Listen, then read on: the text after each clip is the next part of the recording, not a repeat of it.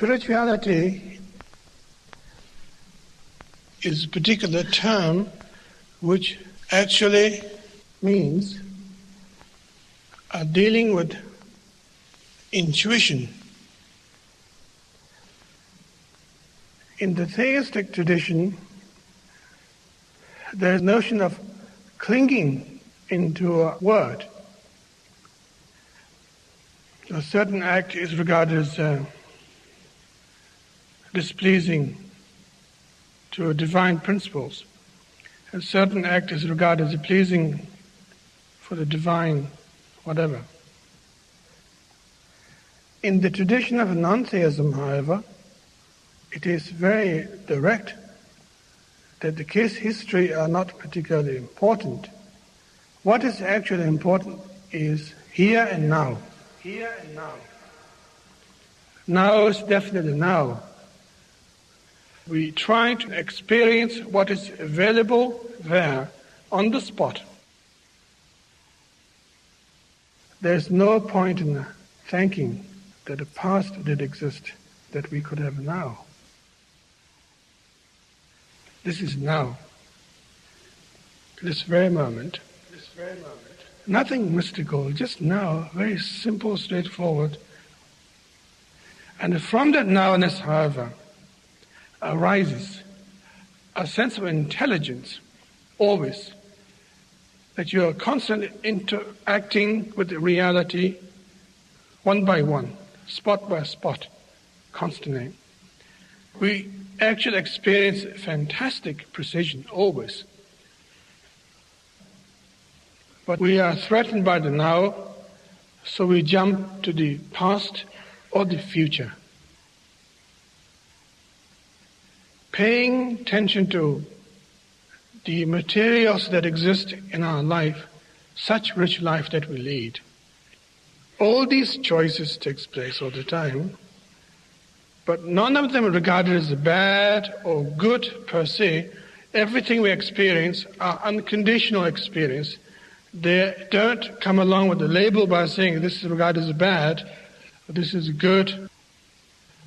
But we experience them, but we don't actually pay heed to them properly. We don't actually regard that as that we are going somewhere. We regard that as a hassle, waiting to be dead. Waiting to be dead. Waiting to be dead. Waiting to be dead.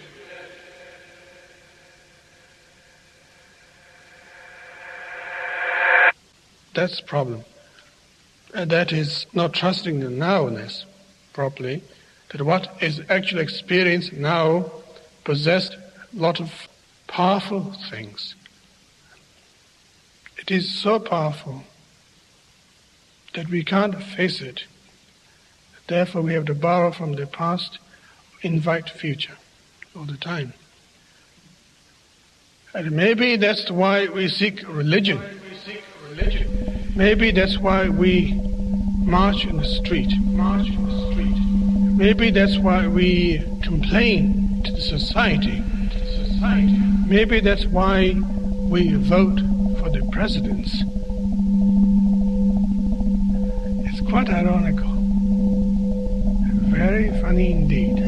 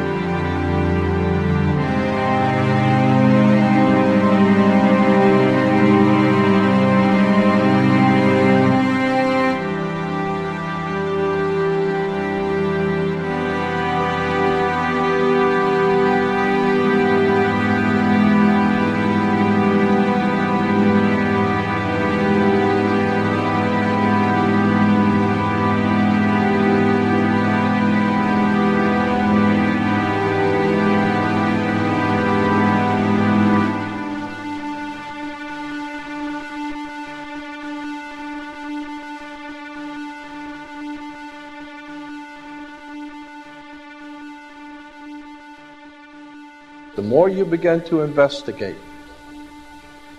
what we think we understand, where we came from, what we think we're doing, the more you begin to see we've been lied to.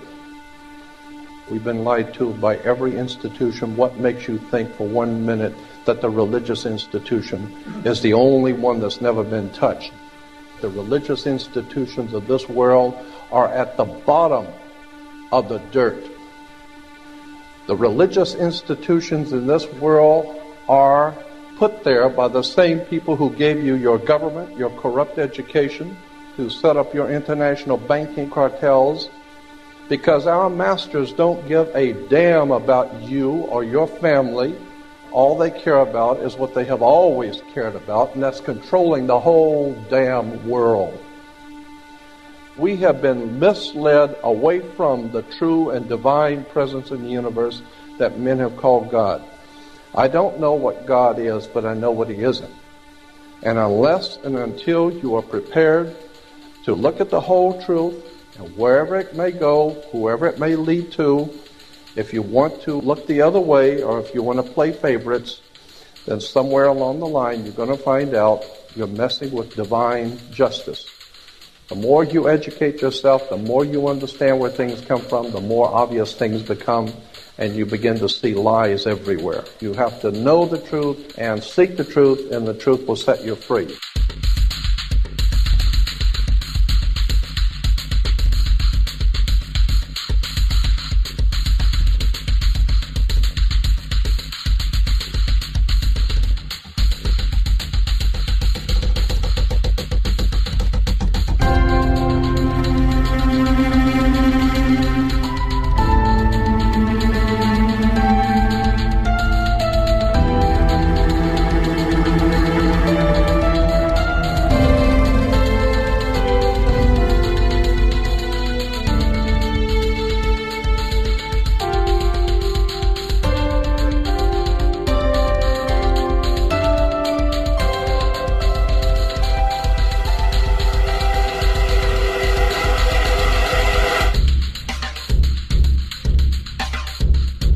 Because I got to tell you the truth, folks. I got to tell you the truth. When it comes to bullshit, big time, major league bullshit, you have to stand in awe of the all-time champion of false promises and exaggerated claims, religion. Think about it. Religion has actually convinced people that there's an invisible man living in the sky who watches everything you do every minute of every day. And the invisible man has a special list of 10 things he does not want you to do. And if you do any of these 10 things, he has a special place full of fire and smoke and burning and torture and anguish where he will send you to live and suffer and burn and choke and scream and cry forever and ever till the end of time. But he loves you. He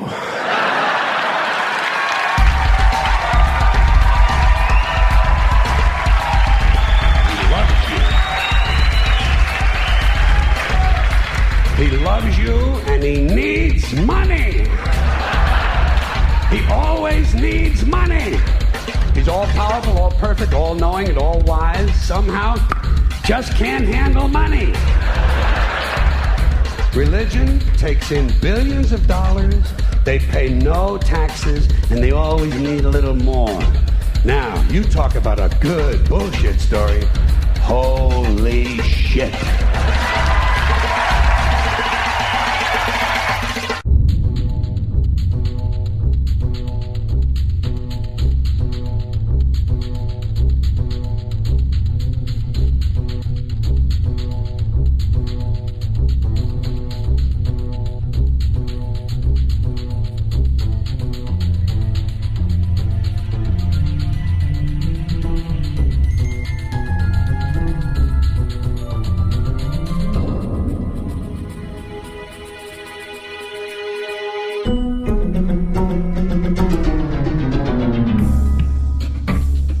This is the sun.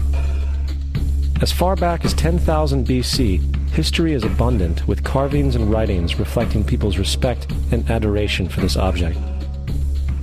And it is simple to understand why, as every morning the sun would rise, bringing vision, warmth, and security, saving man from the cold, blind, predator-filled darkness of night. Without it, the cultures understood the crops would not grow and life on the planet would not survive. These realities made the sun the most adored object of all time. Likewise, they were also very aware of the stars.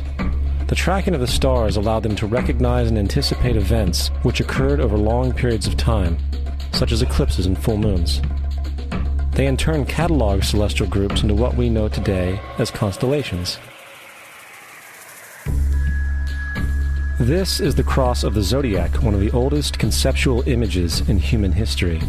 It reflects the sun as it figuratively passes through the 12 major constellations over the course of a year. It also reflects the 12 months of the year, the 4 seasons, and the solstices and equinoxes. The term zodiac relates to the fact that constellations were anthropomorphized, or personified, as figures or animals. In other words, the early civilizations did not just follow the sun and stars, they personified them with elaborate myths involving their movements and relationships. The sun, with its life-giving and saving qualities, was personified as a representative of the unseen creator or God, God's Son, the light of the world, the savior of humankind. Likewise, the 12 constellations represented places of travel for God's Son, and were identified by names, usually representing elements of nature that happened during that period of time. For example, Aquarius, the water bearer, who brings the spring rains.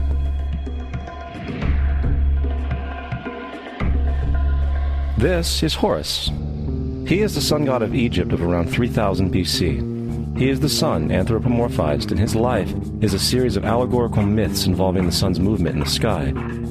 From the ancient hieroglyphics in Egypt, we know much about this solar messiah. For instance, Horus, being the sun or the light, had an enemy known as Set, and Set was the personification of the darkness or night. And, metaphorically speaking, every morning Horus would win the battle against Set, while in the evening Set would conquer Horus and send him into the underworld.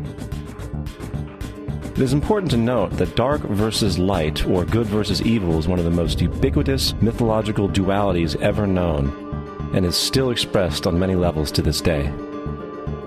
Broadly speaking, the story of Horus is as follows. Horus was born on December 25th of the Virgin Isis Mary. His birth was accompanied by a star in the east, and upon his birth he was adored by 3 kings. At the age of 12, he was a prodigal child teacher, and at the age of 30, he was baptized by a figure known as Anup, and thus began his ministry. Horus had 12 disciples he traveled about with, performing miracles such as healing the sick and walking on water. Horus was known by many gestural names such as the Truth, the Light, God's Anointed Son, the Good Shepherd, the Lamb of God, and many others. After being betrayed by Typhon, Horus was crucified, buried for 3 days, and thus resurrected. These attributes of Horus, whether original or not, seem to permeate many cultures of the world, for many other gods are found to have the same general mythological structure. Attis of Phrygia, born of the Virgin Nana on December 25th, crucified, placed in a tomb, and after 3 days was resurrected. Krishna of India, born of the Virgin Devaki, with a star in the east signaling his coming. He performed miracles with his disciples, and, upon his death, was resurrected. Dionysus of Greece, born of a virgin on December 25th, was a traveling teacher who performed miracles such as turning water into wine. He was referred to as the King of Kings, God's only begotten Son, the Alpha and Omega, and many others. And, upon his death, he was resurrected.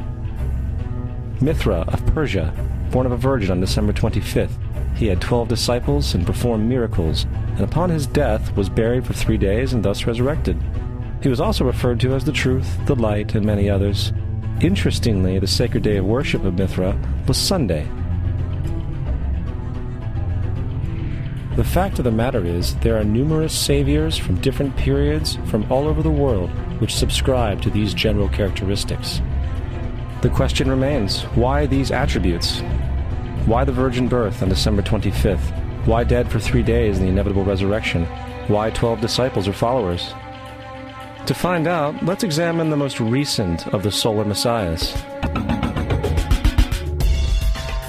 Jesus Christ was born of the Virgin Mary on December 25th in Bethlehem. His birth was announced by a star in the east, which 3 kings or magi followed to locate and adorn the new Savior. He was a child teacher at 12, and at the age of 30 he was baptized by John the Baptist, and thus began his ministry. Jesus had 12 disciples, which he traveled about with, performing miracles such as healing the sick, walking on water, raising the dead. He was also known as the King of Kings, the Son of God, the Light of the World, the Alpha and Omega, the Lamb of God, and many, many others. After being betrayed by his disciple Judas and sold for 30 pieces of silver, he was crucified, placed in a tomb, and after 3 days was resurrected and ascended into heaven.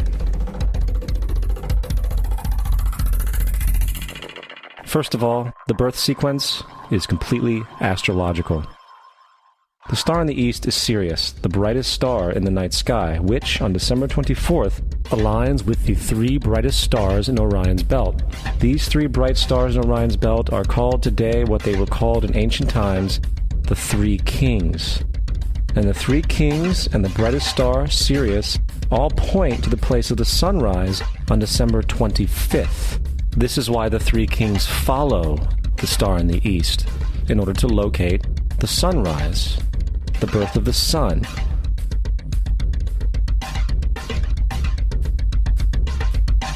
The Virgin Mary is the constellation Virgo, also known as Virgo the Virgin. Virgo in Latin means virgin.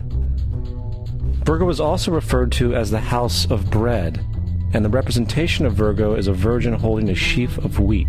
This house of bread and its symbol of wheat represents August and September, the time of harvest.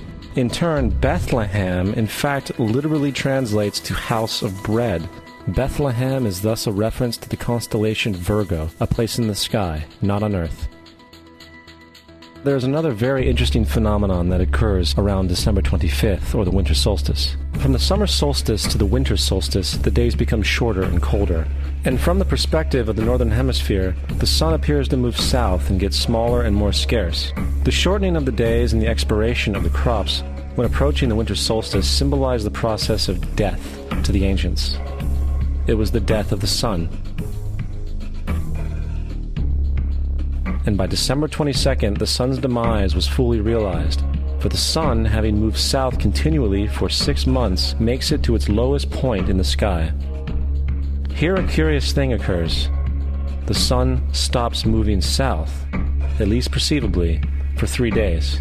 And during this 3-day pause, the sun resides in the vicinity of the Southern Cross, or Crux, constellation. And after this time, on December 25th, the sun moves 1 degree, this time north, foreshadowing longer days, warmth, and spring. And thus it was said, the sun died on the cross, was dead for 3 days, only to be resurrected or born again.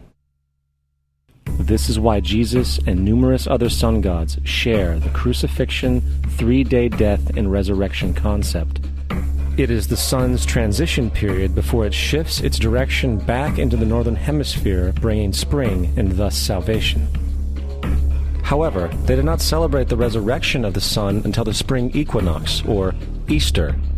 This is because at the spring equinox the sun officially overpowers the evil darkness, as daytime thereafter becomes longer in duration than the night, and the revitalizing conditions of spring emerge. Now, probably the most obvious of all the astrological symbolism around Jesus regards the 12 disciples. They are simply the 12 constellations of the zodiac, which Jesus, being the sun, travels about with. In fact, the number 12 is replete throughout the Bible.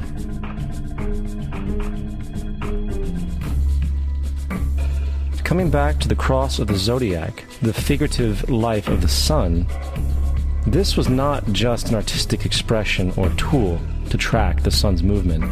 It was also a pagan spiritual symbol, the shorthand of which looked like this.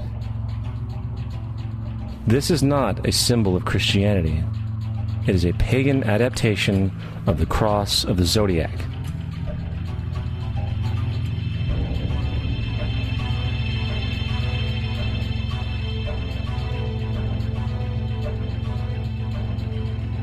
This is why Jesus in early occult art is always shown with his head on the cross, for Jesus is the Son of God, the light of the world, the risen Savior who will come again, as it does every morning, the glory of God who defends against the works of darkness as he is born again every morning and can be seen coming in the clouds up in heaven with his crown of thorns or sun rays.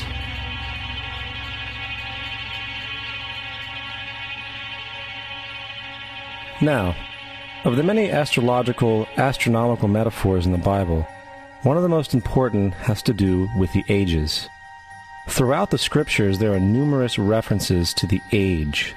In order to understand this, we need to be familiar with a phenomenon known as the precession of the equinoxes. The ancient Egyptians, along with cultures long before them, recognized that approximately every 2150 years, the sunrise on the morning of the spring equinox would occur in a different sign of the zodiac. This has to do with a slow, angular wobble that the Earth maintains as it rotates on its axis. It is called a precession because the constellations go backwards rather than through the normal yearly cycle. The amount of time it takes for the precession to go through all 12 signs is roughly 25,765 years. This is also called the Great Year, and ancient societies were very aware of this, and they referred to each 2150-year period as an age. From 4300 BC to 2150 BC, it was the age of Taurus, the bull. From 2150 BC to 1 AD, it was the age of Aries, the ram. And from 1 AD to 2150 AD, it is the age of Pisces, the age we are still in to this day. And in and around 2150, we will enter the new age, the age of Aquarius. Now, the Bible reflects, broadly speaking, a symbolic movement through 3 ages while foreshadowing a 4th. In the Old Testament, when Moses comes down Mount Sinai with the 10 Commandments, he is very upset to see his people worshiping a golden bull calf. In fact, he shattered the stone tablets and instructed his people to kill each other in order to purify themselves. Most biblical scholars will attribute this anger to the fact that the Israelites were worshiping a false idol or something to that effect. The reality is, the golden bull is Taurus the bull, and Moses represents the new age of Aries the ram. This is why Jews even today still blow the ram's horn. Moses represents the new age of Aries, and upon the new age, everyone must shed the old age. Other deities mark these transitions as well, such as Mithra, a pre-Christian god who kills the bull in the same symbology. Now Jesus is the figure who ushers in the age following Aries, the age of Pisces, or the 2 fish. Fish symbolism is very abundant in the New Testament.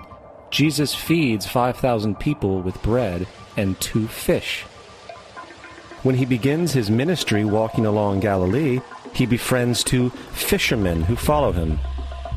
And I think we have all seen the Jesus fish on the back of people's cars. Little do they know what it actually means. It is a pagan astrological symbolism for the sun's kingdom during the age of Pisces.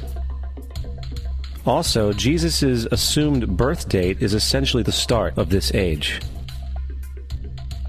At Luke 22:10, when Jesus is asked by his disciples where the last Passover would be, Jesus replies, "Behold, when ye are entered into the city, there shall a man meet you, bearing a pitcher of water. Follow him into the house where he entereth in." This scripture is by far one of the most revealing of all the astrological references. The man bearing the pitcher of water is Aquarius, the water bearer, who is always pictured as a man pouring out a pitcher of water. He represents the age after Pisces, and when the sun, God's Son, leaves the age of Pisces, Jesus, it will go into the house of Aquarius, as Aquarius follows Pisces in the precession of the equinoxes. All Jesus is saying is that after the age of Pisces will come the age of Aquarius.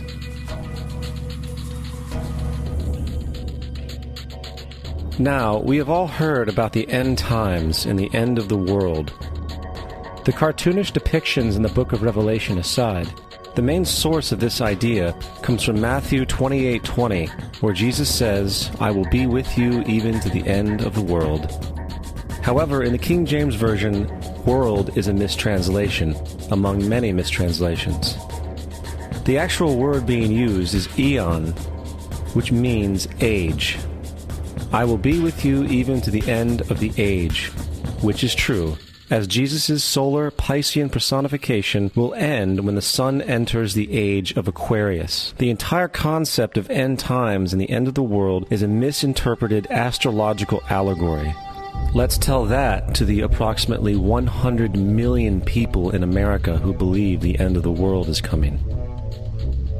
Furthermore, the character of Jesus being a literary and astrological hybrid is most explicitly a plagiarization of the Egyptian sun god Horus.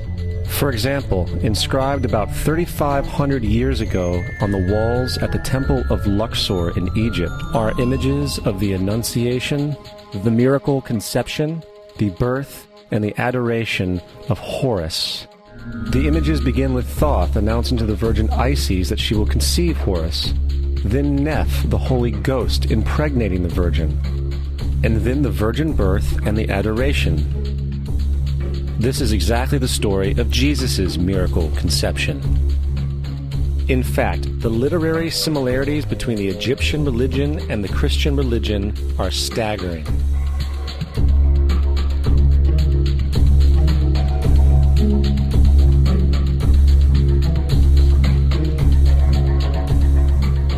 And the plagiarism is continuous.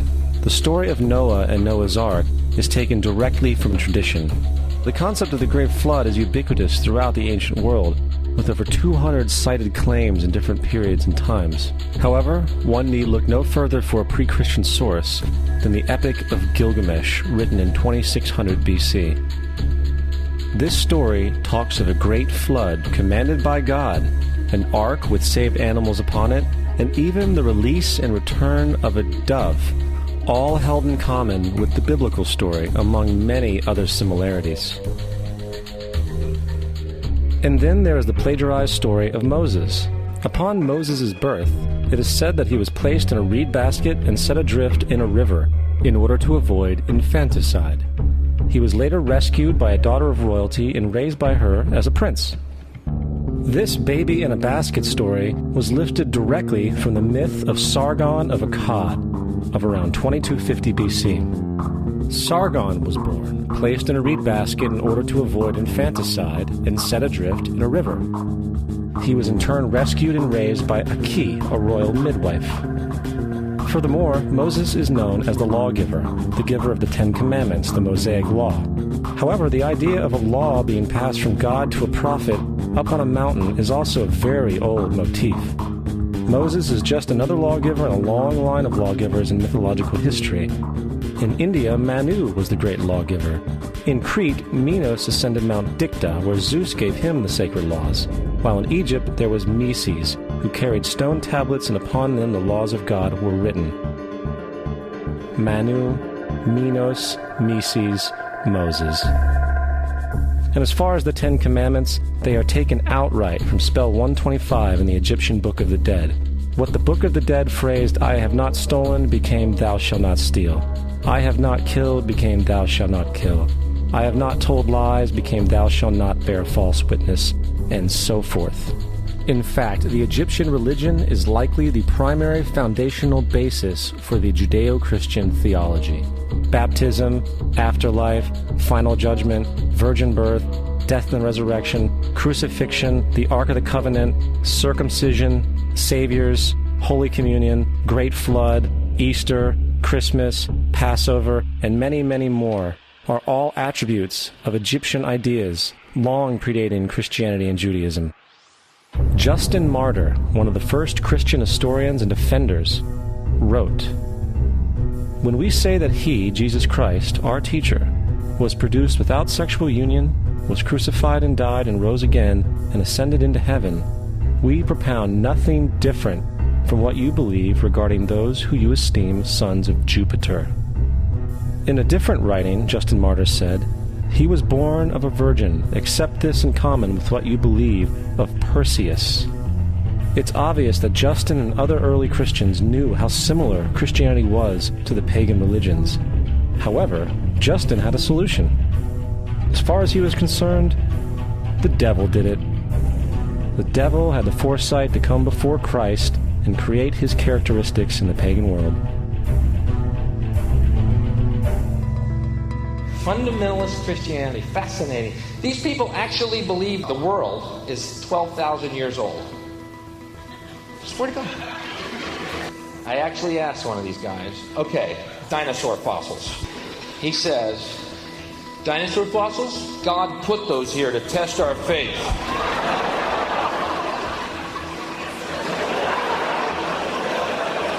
I think God put you here to test my faith, dude.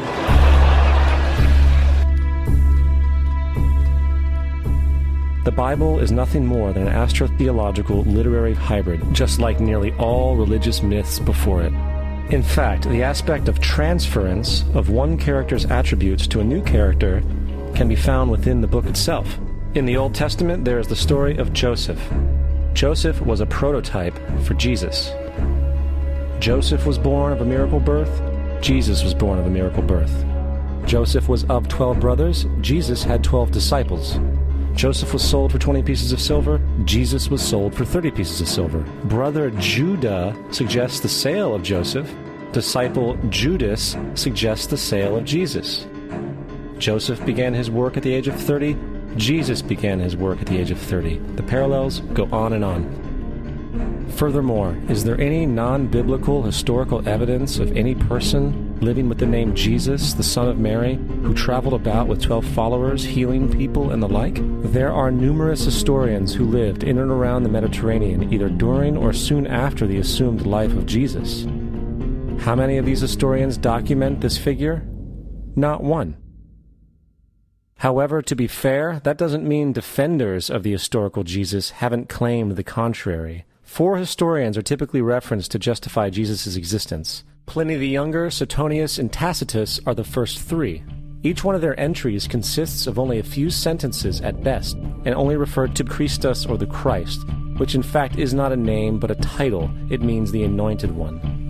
The 4th source is Josephus, and this source has been proven to be a forgery for hundreds of years. Sadly, it is still cited as truth. You would think that a guy who rose from the dead and ascended into heaven for all eyes to see and performed the wealth of miracles acclaimed to him would have made it into the historical record. It didn't, because once the evidence is weighed, there are very high odds that the figure known as Jesus did not even exist.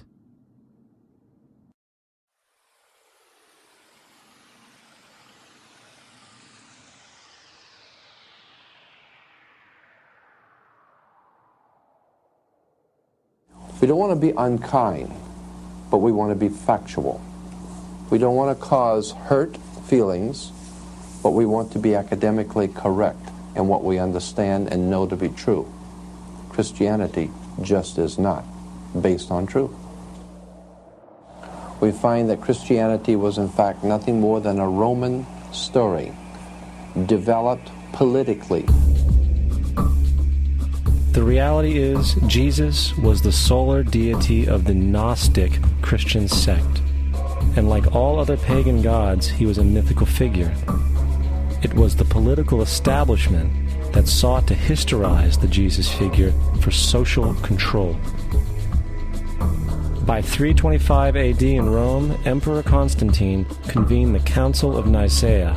It was during this meeting that the politically motivated Christian doctrines were established, and thus began a long history of Christian bloodshed and spiritual fraud.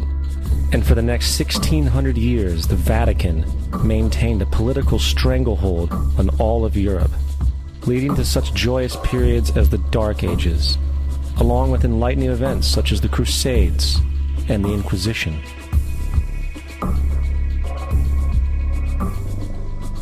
Christianity, along with all other theistic belief systems, is the fraud of the age.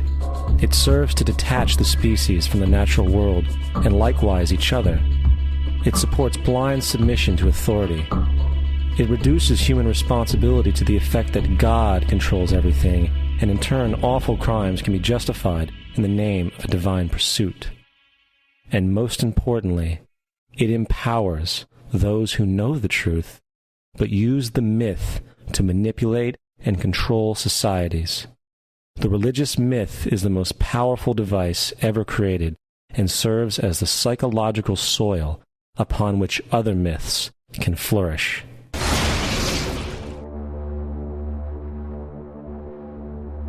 A myth is an idea that, while widely believed, is false. In a deeper sense, in the religious sense, a myth serves as an orienting and mobilizing story for a people.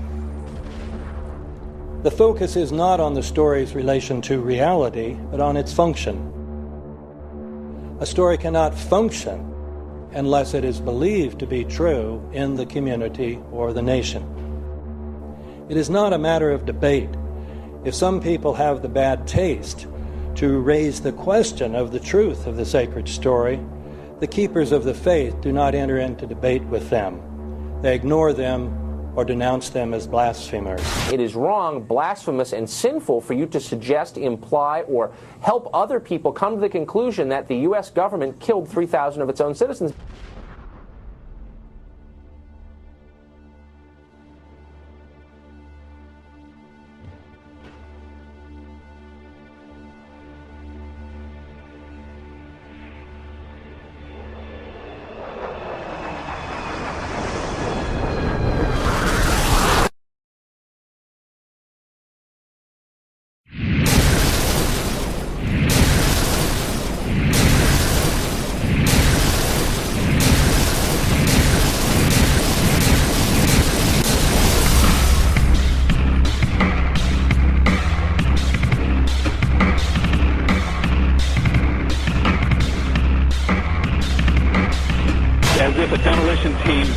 When you see the old demolitions of these old buildings. It looks like one of those scenes of an old building being purposely dynamited and blown up. Anybody who's ever watched a building being demolished on purpose knows that if you're going to do this, you have to get at the under-infrastructure of a building and bring it down. The way the structure is collapsing, this was the result of something that was planned. It's not accidental that the first tower just happened to collapse and then the second tower just happened to collapse in exactly the same way.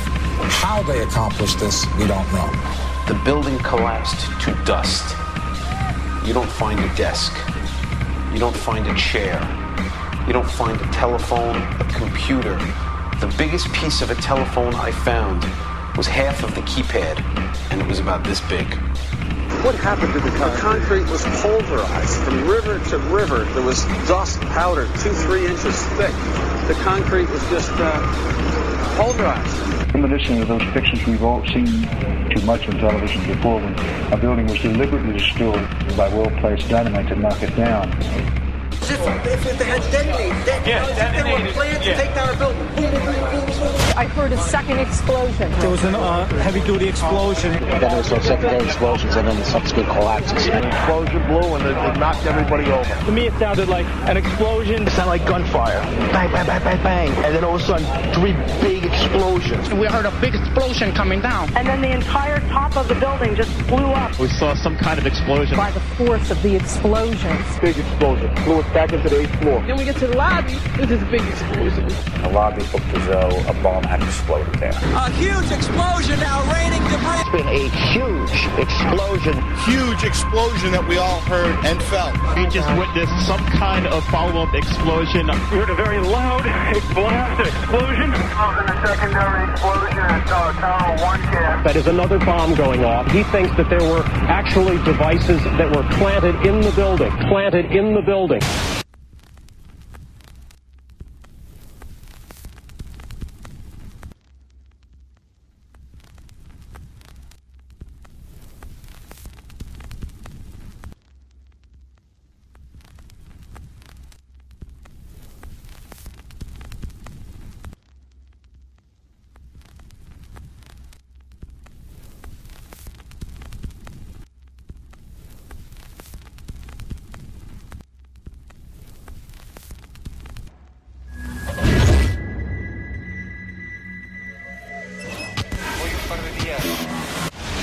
I don't think anybody could have predicted that they would try to use an airplane as a missile, a hijacked airplane as a missile. Nobody in our government, at least, and I don't think the prior government that could envision flying airplanes into buildings. No specific threat involving really domestic operation or involving what happened, obviously, the city's airliner and so forth. There were no warning signs that I'm aware of. USA Today reports that in the 2 years before the attacks on September the 11th, NORAD conducted exercises using hijacked airliners as weapons. And one target was the World Trade Center.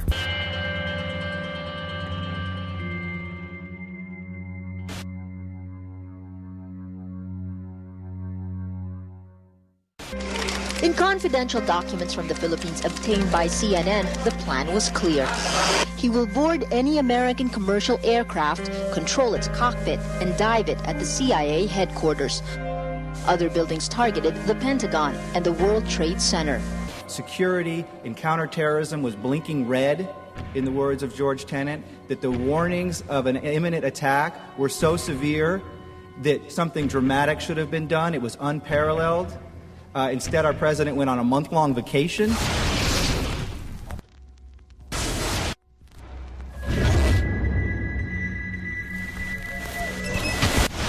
The head of Pakistani intelligence at the ISI, Mahmoud Ahmed, requested Omar Sheikh to wire $100,000 to Mohammed Atta, who was the lead hijacker. Hijacker Mohammed Atta received wire transfers via Pakistan. The man sending the money to Atta is believed to be Ahmed Umar Saeed Sheikh. Omar Sheikh admitted he was supported by the Pakistan government's intelligence service, the ISI.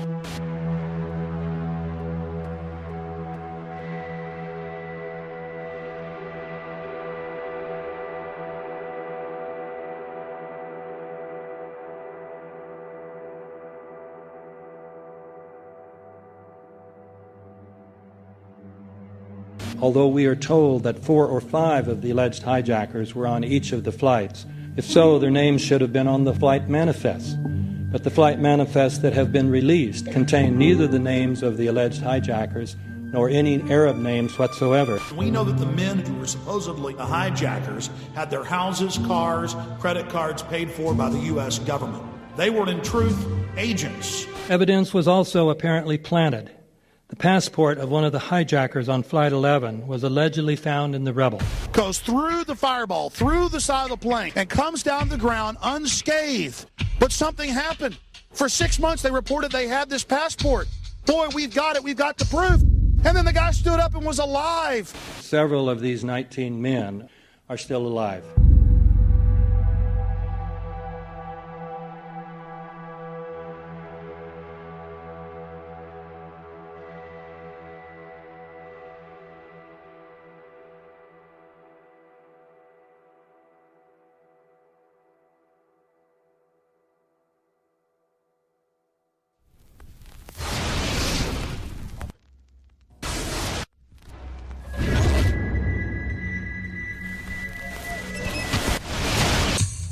Of course we're after Saddam Hussein, bin Laden. He's January 2001, the Bush administration orders the FBI and intelligence agencies to back off investigations involving the bin Laden family, including 2 of Osama bin Laden's relatives, who were living, guess where, in Falls Church, Virginia, right next to CIA headquarters. When he was already America's most wanted criminal, he reportedly spent 2 weeks in the American hospital in Dubai, was treated by an American doctor, and visited by the local CIA agent.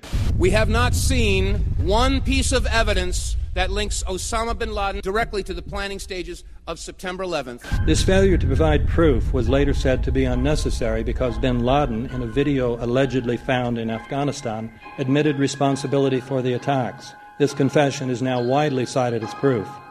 But the man in this video has darker skin, fuller cheeks, and a broader nose than the Osama bin Laden of all other videos.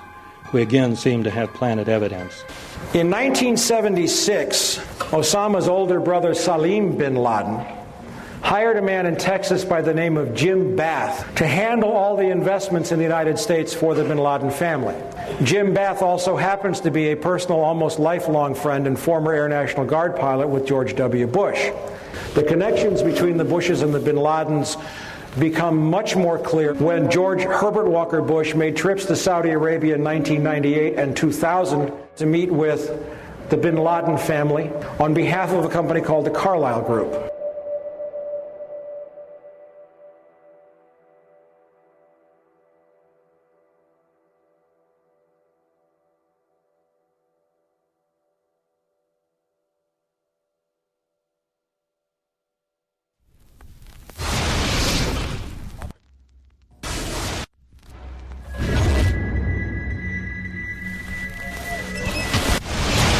How could anyone fly a 60-ton, 125-foot wide, 44-foot tall plane through this obstacle course? The aircraft, before striking the Pentagon, reportedly executed a 270-degree downward spiral, and yet Hani Hanjour was known as a terrible pilot who could not safely fly even a small plane.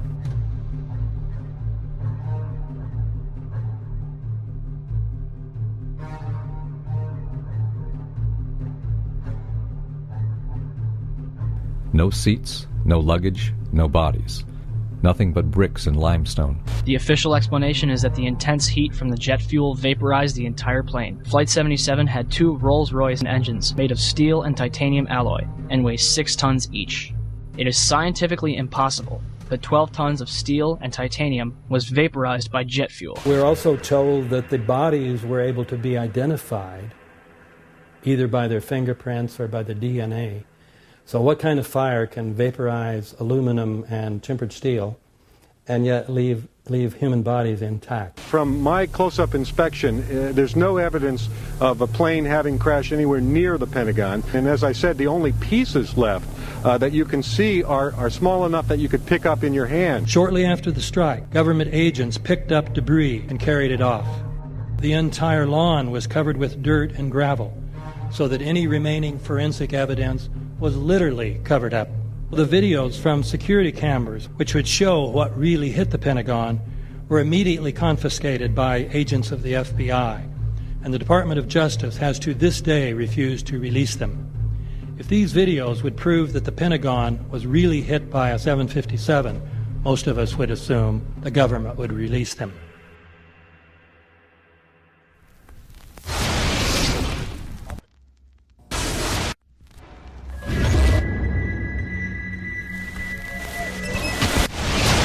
It looks like there's nothing there except for a hole in the ground. Basically, that's right. The only thing you could see from where we were was a big gouge in the earth and some broken trees. We could see some people walking around in the area, but from where we could see, there wasn't much left. Any large pieces of debris at all? No, there was nothing that you could distinguish that a plane had crashed there.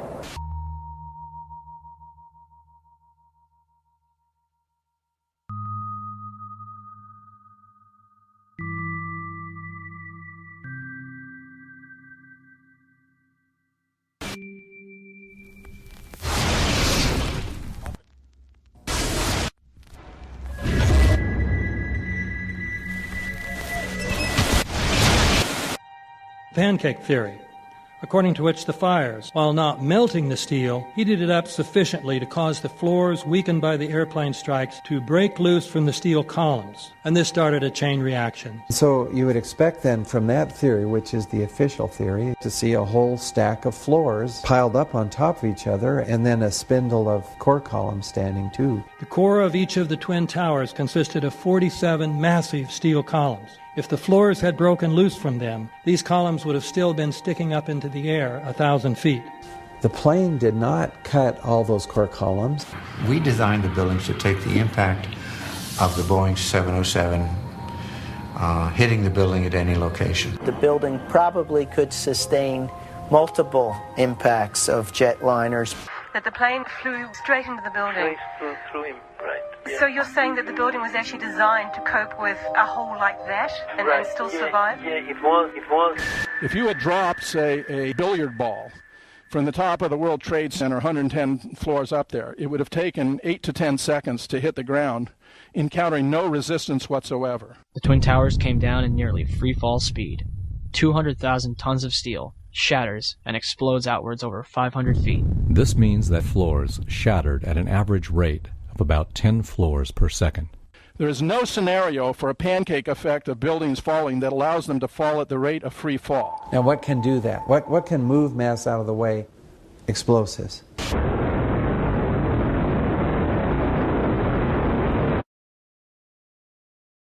"47 huge steel columns going up the core. They're interconnected. How do you get them to fail simultaneously so the core disappears? It looks like those core columns were cut. The way we do this is by cutting the beam at an angle.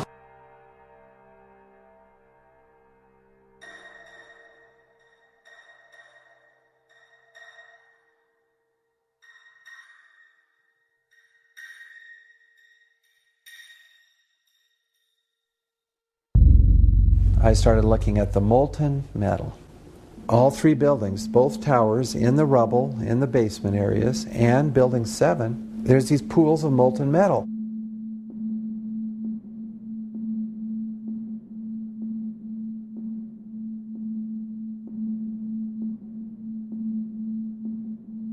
You'd get down below and you'd see molten steel running down the channel rails, like you're in a foundry. Like lava. The molten steel was found 3, 4, and 5 weeks later, when the rubble was being removed. He said that molten steel was also found underneath World Trade Center 7.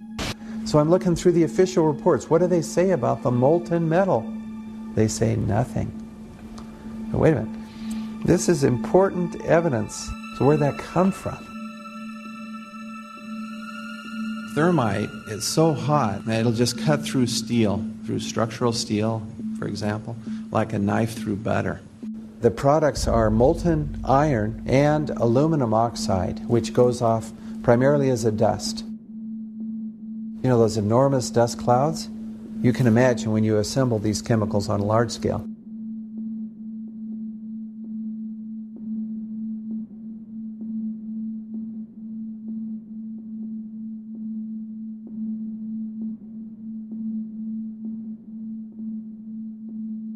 Molten metal pools under both towers after they collapsed, and Building 7. Now, Building 7 wasn't even hit by a jet. Part of the problem is that most people simply don't know much about Building 7 due to the extraordinary secrecy surrounding this collapse. And this was a 47-story skyscraper. This building fell at 5:25. It was not hit by a plane. This building had fires on only 2 or 3 floors. And it was brought down by what we know was a controlled demolition. Demolitions, they look just like that. You know, a kink in the middle, and then that building just comes straight down, almost at free fall speed. They first blow one of the central columns so the building falls in on itself. Building 7 had a classic crimp or wedge. Its central column was blown out first, so it didn't structurally damage buildings just a few feet away from it.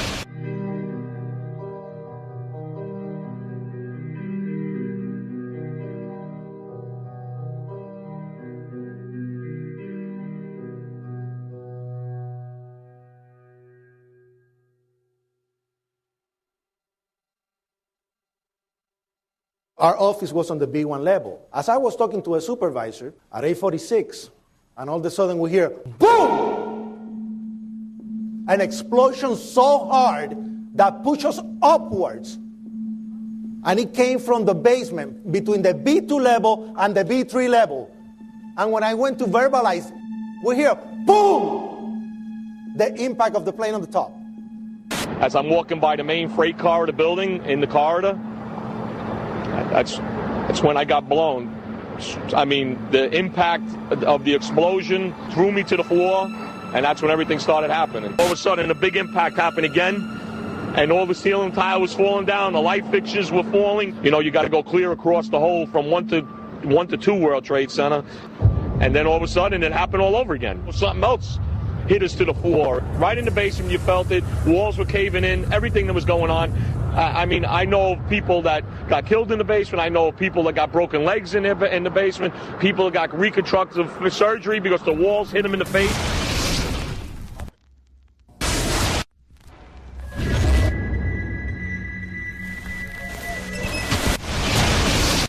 According to standard operating procedure, if an FAA flight controller notices anything that suggests a possible hijacking, the controller is to contact a superior. If the problem cannot be fixed within about a minute, the superior is to ask NORAD, the North American Aerospace Command, to send up or scramble jet fighters to find out what is going on. NORAD then issues a scramble order to the nearest Air Force base with fighters on alert. But although interceptions usually occur within 10 or so minutes, in this case, 80 or so minutes had elapsed before fighters were even airborne. It's a mind-bending anomaly. Not a single U.S. Air Force interceptor turns a wheel until it's too late. There are no jets at all. What if they were so confused and had been so deliberately confused that they couldn't respond? The reason that they didn't know where to go was because a number of conflicting and overlapping war game exercises were taking place. It involved the insertion of false radar blips onto radar screens in the Northeast Air Defense Sector. Center Team U, we have a problem here. We have a hijacked aircraft headed towards New York. We need someone to scramble some F-16s or something up there to help us out. Is this real world or exercise? Is this real world or exercise? There was another exercise, Vigilant Warrior, which was, in fact, according to a NORAD source, a live-fly hijack drill being conducted at the same time. With only 8 available fighter aircraft, and they have to be dispatched in pairs, they were dealing with as many as 22 possible hijacks on the day of 9/11, and they couldn't separate the war game exercises from the actual hijacks.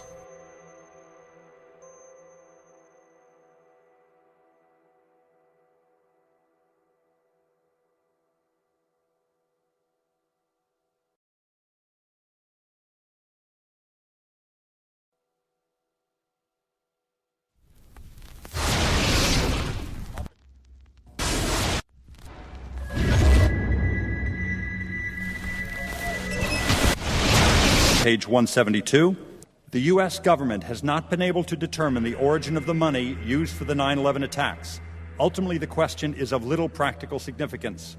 The American authorities have not managed to trace the source of the funding. And then the most amazingly disingenuous statement, ultimately, is it of little consequence. It is of massive consequence. Doesn't it matter who paid for 9/11? The collapse of Building 7 has been recognized as especially difficult to explain. The 9/11 Commission report implicitly admitted that it could not explain the collapse of this building by not even mentioning it. President, why are you and the Vice President insisting on appearing together before the 9/11 Commission? Because the 9/11 Commission wants to ask us questions. That's why we're meeting, and I look forward to meeting with them and answering their questions. Why you're appearing together rather than separately, which was their request?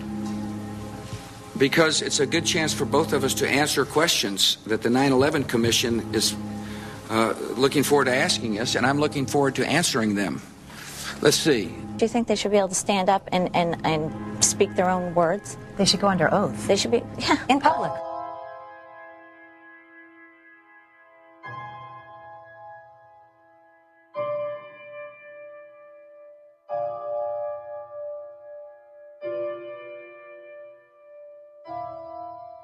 Don't you think that the families deserve to have a transcript or to be able to see what you Adam, said? you asked me that question yesterday.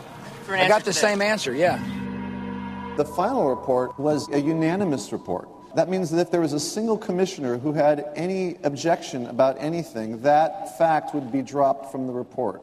We have found out that he not only served on the transition team of the Bush administration, that he was a person who wrote a draft memo for the setup of the Bush administration's National Security Council, that he was an individual who wrote the preemptive war strategy that was eventually used for the war in Iraq, that he is a close friend of Condoleezza Rice's.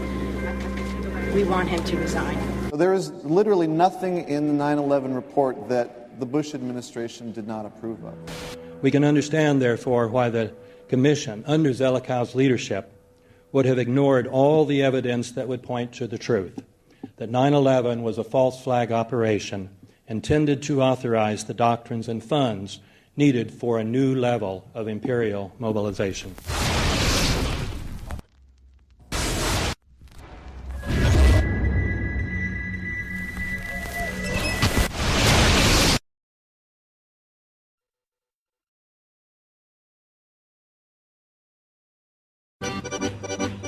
armed with knives, armed with chemical, biological, nuclear weapons. Fanatics, terrorists, September 11th. September 11th, killers, September 11th, terrorists. Terrorists of Al-Qaeda, terrorists, nuclear weapons, terrorists. 9/11, terror, terrorist, evil. September 11th, September 11th. The terrorists, war and danger. September 11th, terrorism, global terrorism, terrorism, terrorists, terrorists, terrorists, terrorists, terrorists, the terror, terrorists, terrorist, terrorism. September 11th, global terrorism, terrorists, terrorism. September 11th, world terrorism, terrorism. September 11th, global terrorism. September the 11th, terror, weapons of mass destruction. September the 11th, terrorists, the evil terrorists, no. Terrorism. The words are hypnotically repeated. Terrorism, terrorist, terrorist threat, and of course, believed to be linked to Al-Qaeda. But it's the so-called war on terrorism that's in our faces practically 24/7 as the inescapable focus of our existence. One day, our grandchildren will look back on this time and ask, how was the war on terror won? The entire U.S. ruling class, ruling elite, comes to see terrorism as the preferred means, indeed the only means, to provide social cohesion, to provide an enemy image for the society to keep it together. According to neocon theory from Carl Schmitt, you have to have an enemy image in order to have a society. It's a very dangerous thing because now it means that the entire social order, the political parties, intellectual life, politics in general, all based on a monstrous myth. Monstrous myth.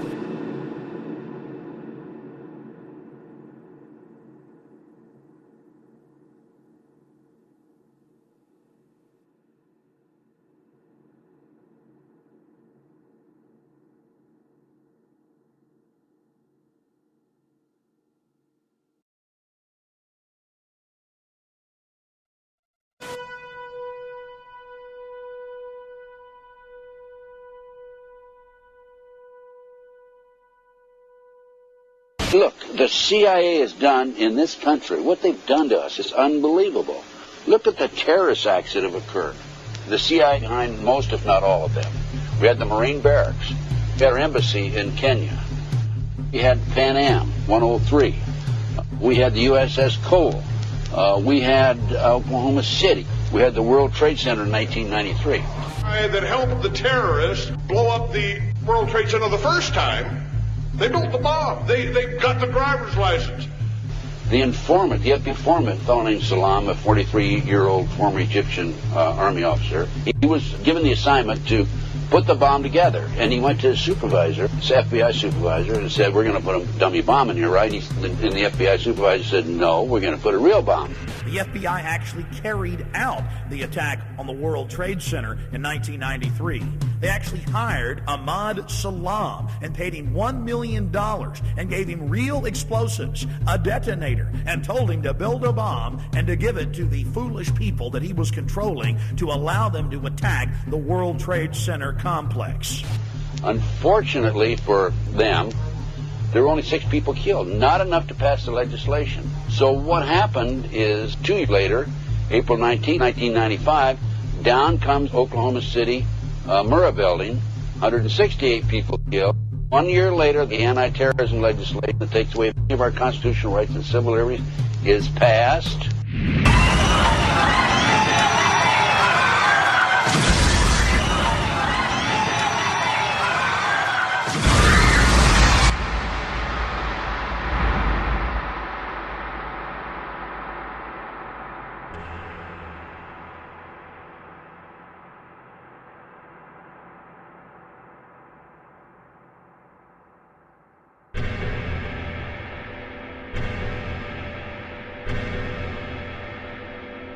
Because at 9:30 this morning, we were actually running an exercise for over a company of 1,000 people in London, based on simultaneous bombs going off precisely at the railway stations that happened this morning.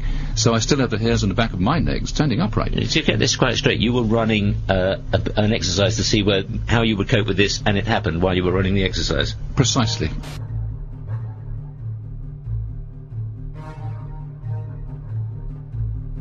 Supposed to believe is some kind of coincidence, there was also an anti-terrorist drill going on 7/7. And again, just like 9/11, they were talking about attacks on the same targets, the same kind of tube stations, and exactly the same time.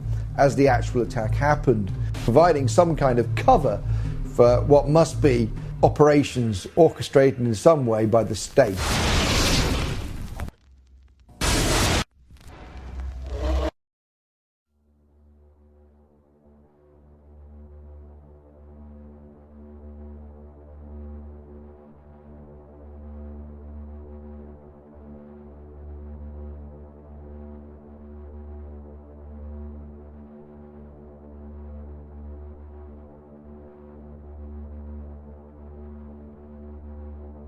I am absolutely appalled at how much people in this country do not think.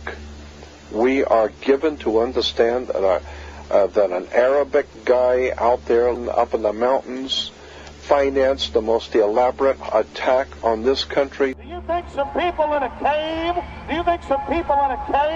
were able to have NORAD stand down? Do you think that people in a cave were able to have all of this happen? And when I think about how many Americans were killed in New York City, and believing as I do that this thing was a setup job, this is a textbook operation that Nazis used, and they've used it over and over again. America has been suckered in one more time. I don't have to tell you things are bad. Everybody knows things are bad. The dollar buys a nickel's worth. Banks are going bust. Shopkeepers keep a gun under the counter. Punks are running wild in the street. There's nobody anywhere who seems to know what to do, and there's no end to it. We know the air is unfit to breathe, and our food is unfit to eat.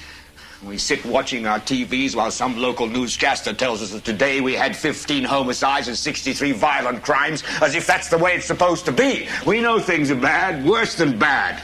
They're crazy. It's like everything everywhere is going crazy, so we don't go out anymore. We sit in the house, and slowly the world we're living in is getting smaller, and all we say is, please, at least leave us alone in our living rooms. Let me have my toaster and my TV and my steel-belted radios, and I won't say anything. Just leave us alone. Well, I'm not going to leave you alone. I want you to get mad. I don't want you to protest. I don't want you to riot. I don't want you to write to your congressmen because I wouldn't know what to tell you to write. I don't know what to do about the depression and the inflation and the Russians and the crime in the street. All I know is that first, you've got to get mad. You've got to say, I'm a human being. God damn it. My life has value.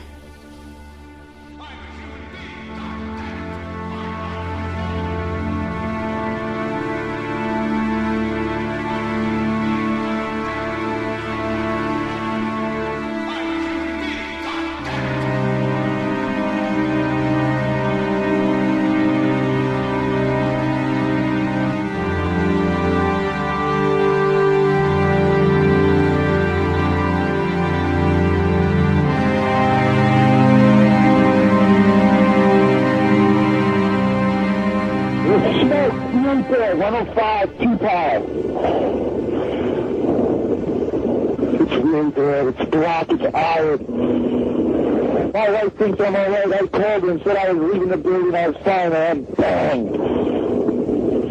Two, three of us, two broken windows. Oh, God! Ah!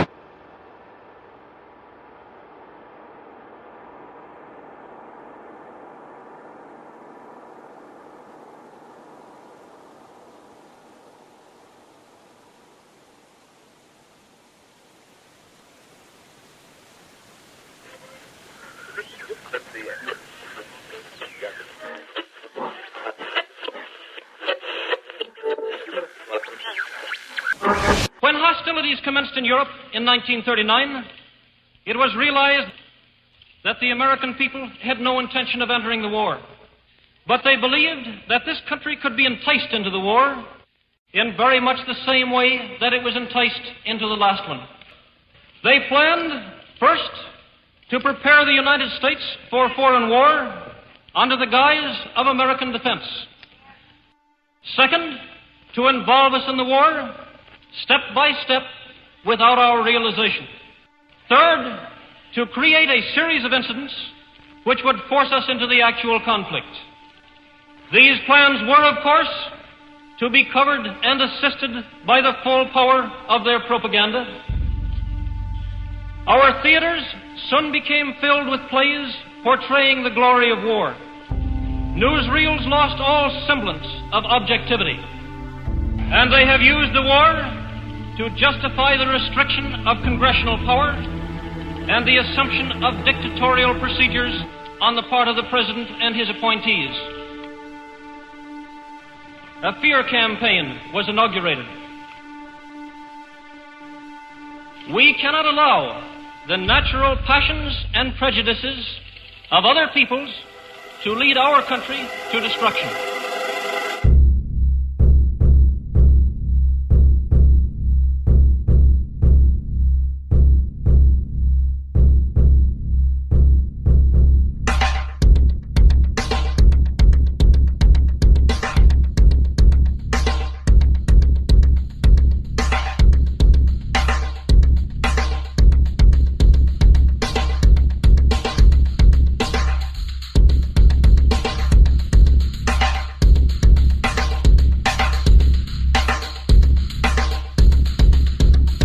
(1775), the American Revolutionary War began as the American colonies sought to detach from England and its oppressive monarchy.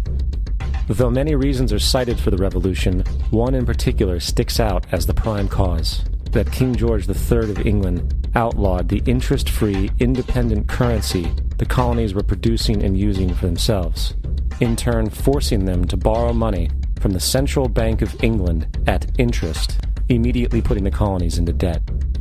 And, as Benjamin Franklin later wrote, the refusal of King George III to allow the colonies to operate an honest money system which freed the ordinary man from the clutches of the money manipulators was probably the prime cause of the revolution. In 1783, America won its independence from England. However, its battle against the central bank concept and the corrupt, greed-filled men associated with it had just begun. So what is a central bank? A central bank is an institution that produces the currency of an entire nation. Based on historical precedent, two specific powers are inherent in central banking practice: the control of interest rates and the control of the money supply, or inflation. The central bank does not simply supply a government's economy with money, it loans it to them at interest. Then, through the use of increasing and decreasing the supply of money, the central bank regulates the value of the currency being issued. It is critical to understand that the entire structure of this system can only produce one thing in the long run: debt. It doesn't take a lot of ingenuity to figure this scam out. For every single dollar produced by the central bank is loaned at interest. That means every single dollar produced is actually the dollar plus a certain percent of debt based on that dollar. And since the central bank has the monopoly over the production of the currency for the entire country, and they loan each dollar out with immediate debt attached to it, where does the money to pay for the debt come from? It can only come from the central bank again, which means the central bank has to perpetually increase its money supply to temporarily cover the outstanding debt created, which in turn, since that new money is loaned out at interest as well, creates even more debt. The end result of this system without fail is slavery, for it is impossible for the government and thus the public to ever come out of the self-generating debt. The founding fathers of this country were well aware of this.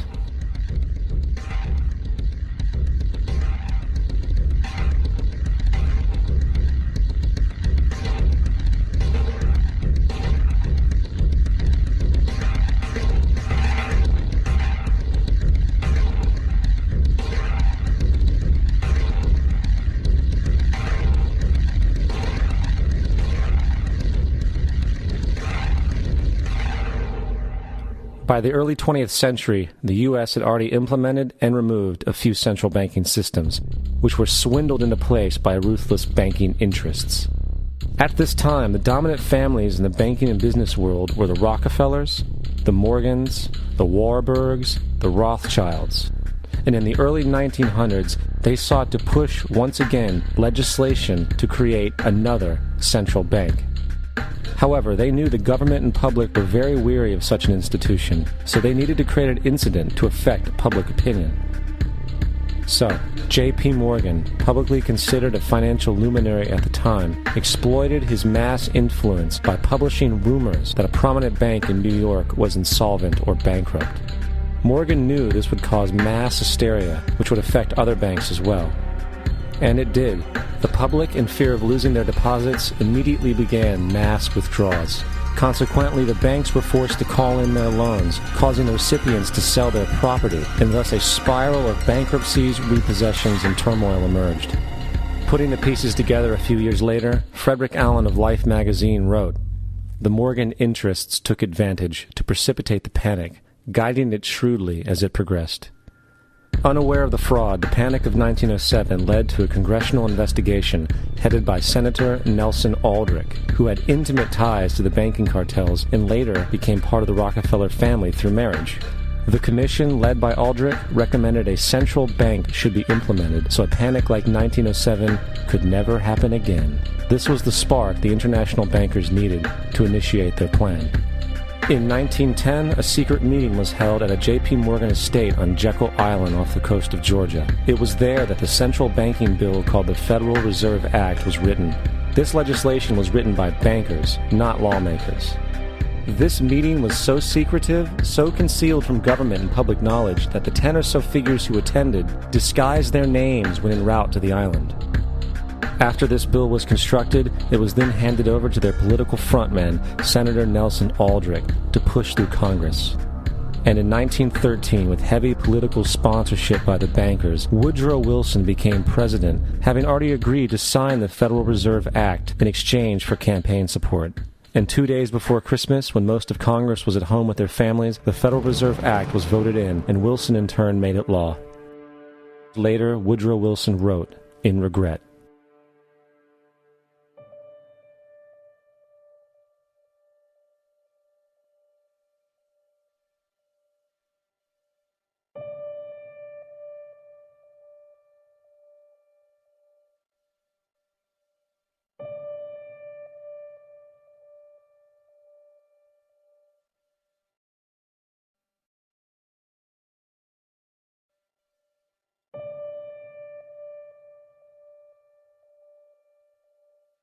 Congressman Louis McFadden also expressed the truth after the passage of the bill. A world banking system was being set up here, a superstate controlled by international bankers, acting together to enslave the world for their own pleasure. The Fed has usurped the government. Now, the public was told that the Federal Reserve System was an economic stabilizer, and inflation and economic crises were a thing of the past. Well, as history has shown, nothing is further from the truth. The fact is, the international bankers now had a streamlined machine to expand their personal ambitions. It's alive! It's alive! It's alive! For example, from 1914 to 1919, the Fed increased the money supply by nearly 100%, resulting in extensive loans to small banks and the public. Then, in 1920, the Fed called in mass percentages of the outstanding money supply, thus resulting in the supporting banks having to call in huge numbers of loans, and, just like 1907, bank runs, bankruptcy, and collapse occurred. Over 5,400 competitive banks outside of the Federal Reserve System collapsed, further consolidating the monopoly of the small group of international bankers. Privy to this crime, Congressman Lindbergh stepped up and said in 1921, "Under the Federal Reserve Act, panics are scientifically created. The present panic is the first scientifically created one, worked out as we figure a mathematical equation." However, the Panic of 1920 was just a warm-up. From 1921 to 1929, the Fed again increased the money supply, resulting once again in extensive loans to the public and banks. There was also a fairly new type of loan called a margin loan in the stock market. Very simply, the margin loan allowed an investor to put down only 10% of a stock's price, with the other 90% being loaned through the broker. In other words, a person could own $1,000 worth of stock with only $100 down. This method was very popular in the roaring 1920s, as everyone seemed to be making money in the market. However, there was a catch to this loan. It could be called in at any time and had to be paid within 24 hours. This is termed a margin call, and the typical result of a margin call is the selling of the stock purchased with the loan. So, a few months before October in 1929, J.D. Rockefeller, Bernard Baruch, and other insiders quietly exited the market, and on October 24th, 1929, the New York financiers who furnished the margin loans started calling them in masse. This sparked an instantaneous, massive sell-off in the market, for everyone had to cover the margin loans. It then triggered mass bank runs for the same reason, in turn collapsing over 16,000 banks, enabling the conspiring international bankers to not only buy up rival banks at a discount, but to also buy up whole corporations at pennies on the dollar. It was the greatest robbery in American history. But that didn't stop there. Rather than expanding the money supply in order to recover from this economic collapse, the Fed actually contracted it, fueling one of the largest depressions in history. Once again outraged, Congressman Louis McFadden, a longtime opponent of the banking cartels, began bringing impeachment proceedings against the Federal Reserve Board, saying of the crash and depression, it was a carefully contrived occurrence. International bankers sought to bring about a condition of despair so that they might emerge the rulers of us all. Not surprisingly, and after 2 previous assassination attempts, McFadden was poisoned at a banquet before he could push for the impeachment. Now, having reduced the society to squalor, the Federal Reserve bankers decided that the gold standard should be removed. In order to do this, they needed to acquire the remaining gold in the system. So, under the pretense of helping to end the Depression, came the 1933 gold seizure. Under the threat of imprisonment for 10 years, everyone in America was required to turn in all gold bullion to the Treasury, essentially robbing the public of what little wealth they had left. And at the end of 1933, the gold standard was abolished.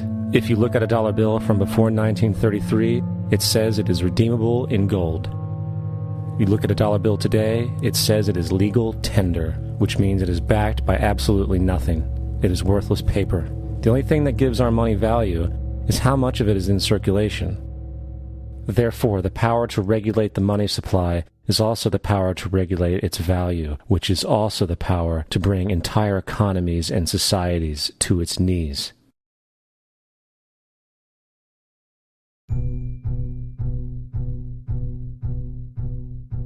It's important to clearly understand, the Federal Reserve is a private corporation. It is about as Federal Express. It makes its own policies and is under virtually no regulation by the U.S. government.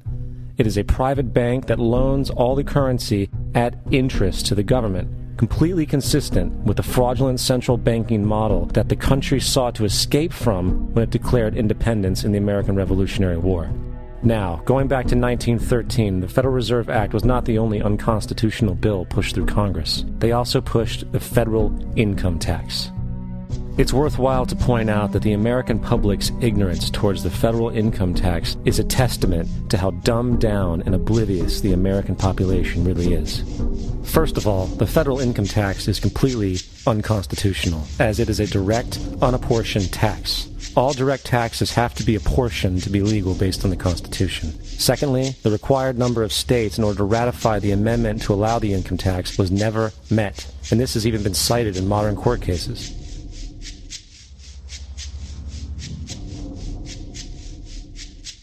Third, at the present day, roughly 25% of the average worker's income is taken via this tax. And guess where that money goes? It goes to pay the interest on the currency being produced by the fraudulent Federal Reserve Bank, a system that does not have to exist at all. The money you make working almost 3 months out of the year goes almost literally into the pockets of the international bankers who own the private Federal Reserve Bank. And fourth, even with the fraudulent government claim as to the legality of the income tax, there is literally no statute, no law in existence that requires you to pay this tax, period. I really expected that, of course there's a law that you can point to in the law book, the code, that requires you to file a tax return. Of course there is.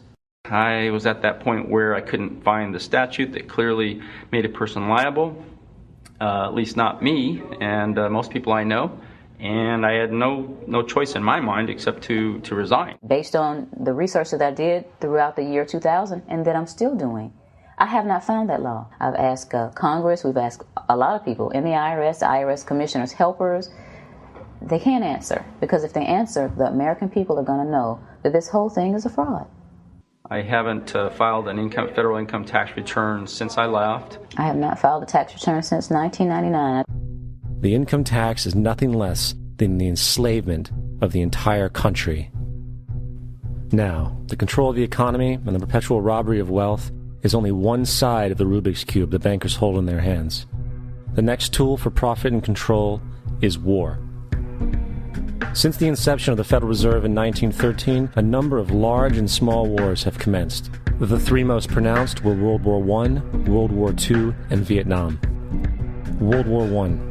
In 1914, European wars broke out centered around England and Germany. The American public wanted nothing to do with the war. In turn, President Woodrow Wilson publicly declared neutrality.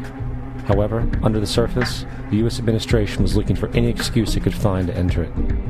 In a noted observation by Secretary of State William Jennings, the large banking interests were deeply interested in the World War because of the wide opportunities for large profits. It's important to understand that the most lucrative thing that can happen for the international bankers is war, for it forces the country to borrow even more money from the Federal Reserve Bank at interest. Woodrow Wilson's top advisor and mentor was Colonel Edward House, a man with intimate connections with the international bankers who wanted in the war. In a documented conversation between Colonel House, Wilson's advisor, and Sir Edward Grey, the Foreign Secretary of England, regarding how to get America into the war, Grey inquired, "What will Americans do if Germans sink an ocean liner with American passengers on board?" House responded, "I believe that a flame of indignation would sweep the United States, and that by itself would be sufficient to carry us into war." So, on May 7, 1915, on essentially the suggestion of Sir Edward Grey, a ship called the Lusitania was deliberately sent into German-controlled waters where German military vessels were known to be. And, as expected, German U-boats torpedoed the ship, exploding stored ammunition, killing 1,200 people. To further understand the deliberate nature of this setup, the German embassy actually put advertisements in the New York Times telling people that if they boarded the Lusitania, they did so at their own risk, as such a ship sailing from America to England through the war zone would be liable to destruction. In turn, and as anticipated, the sinking of the Lusitania caused a wave of anger among the American population, and America entered the war a short time after. The First World War caused 323,000 American deaths. J.D. Rockefeller made $200 million off of it. Not to mention the war cost about $30 billion for America, most of which was borrowed from the Federal Reserve Bank at interest, furthering the profits of the international bankers. World War II. On December 7, 1941, Japan attacked the American fleet at Pearl Harbor, triggering our entry into that war. President Franklin D. Roosevelt declared the attack was a day that will live in infamy. A day of infamy indeed, but not because of the alleged surprise attack on Pearl Harbor. After 60 years of surfacing information, it is clear that not only was the attack on Pearl Harbor known weeks in advance, it was outright wanted and provoked. Roosevelt, whose family had been New York bankers since the 18th century, whose uncle Frederick was on the original Federal Reserve Board, was very sympathetic to the interests of the international bankers, and the interest was to enter the war, as we've seen, nothing is more profitable for international bankers than war. In a journal entry by Roosevelt's Secretary of War Henry Stimson, dated November 25, 1941, he documented a conversation he had with Roosevelt. The question was, how should we maneuver them into firing the first shot? It was desirable to make sure the Japanese be the ones to do this, so that there should remain no doubt as to who were the aggressors. In the months leading up to the attack on Pearl Harbor, Roosevelt had done almost everything in his power to anger the Japanese, showing a posture of aggression. He halted all of Japan's imports of American petroleum. He froze all the Japanese assets in the United States. He made public loans to nationalist China and supplied military aid to the British, both enemies of Japan in the war, which, by the way, is completely in violation of international war rules. And on December 4th, 3 days before the attack, Australian intelligence told Roosevelt about a Japanese task force moving towards Pearl Harbor. Roosevelt ignored it. So, as hoped and allowed, on December 7, 1941, Japan attacked Pearl Harbor, killing 2,400 soldiers. Before Pearl Harbor, 83% of the American public wanted nothing to do with the war. After Pearl Harbor, 1 million men volunteered for the war. It is important to note, Nazi Germany's war effort was largely supported by two organizations, one of which was called IG Farben. IG Farben produced 84% of Germany's explosives, and even the Zyklon B used in the concentration camps to kill millions. One of the unspoken partners of IG Farben was J.D. Rockefeller's Standard Oil Company in America. In fact, the German Air Force could not operate without a special additive patented by Rockefeller's Standard Oil. The drastic bombing of London by Nazi Germany, for example, was made possible by a $20 million sale of fuel to IG Farben by the Rockefeller Standard Oil Company. This is just one small point on the topic of how American business funded both sides of World War II. One other treasonous organization worth mentioning is the Union Banking Corporation of New York City. Not only did it finance numerous aspects of Hitler's rise to power, along with actual materials during the war, it was also a Nazi money laundering bank, which was eventually exposed for having millions of dollars of Nazi money in its vaults. The Union Banking Corporation of New York was eventually seized for violations of the Trading with the Enemy Act. Guess who the director and vice president of the Union Bank was? Prescott Bush, our current president's grandfather, and of course our former president's father. Keep that in mind when considering the moral and political dispositions of the Bush family. Vietnam. The United States' official declaration of war on North Vietnam in 1964 came after an alleged incident involving 2 U.S. destroyers being attacked by North Vietnamese PT boats in the Gulf of Tonkin. This was known as the Gulf of Tonkin Incident. This single situation was the catalytic pretext for massive troop deployment and full-fledged warfare. One problem, however, the attack on the U.S. destroyers by Vietnamese PT boats never happened. It was a completely staged event to have an excuse to enter the war. Former Secretary of Defense Robert McNamara stated years later that the Gulf of Tonkin incident was a mistake, while many other insiders and officers have come forward, relaying that it was a contrived farce, a complete lie. Once in the war, it was business as usual. In October 1966, President Lyndon Johnson lifted trading restrictions on the Soviet bloc, knowing full well that the Soviets were providing upwards of 80% of North Vietnam's war supplies. Consequently, Rockefeller interests financed factories in the Soviet Union, which the Soviets used to manufacture military equipment and send it to North Vietnam. However, the funding of both sides of this conflict was only one side of the coin. In 1985, Vietnam's rules of engagement were declassified. This detailed what American troops were and were not allowed to do in the war. It included absurdities like North Vietnamese anti-aircraft missile systems could not be bombed until they were known to be fully operational. No enemy could be pursued once they crossed the border of Laos or Cambodia. And most revealing of all, the most critical strategic targets were not allowed to be attacked unless initiated by high military officials. Apart from these imposed ludicrous limitations, North Vietnam was informed of these restrictions and therefore could base entire strategies around the limitations of the American forces. This is why the war went on so long.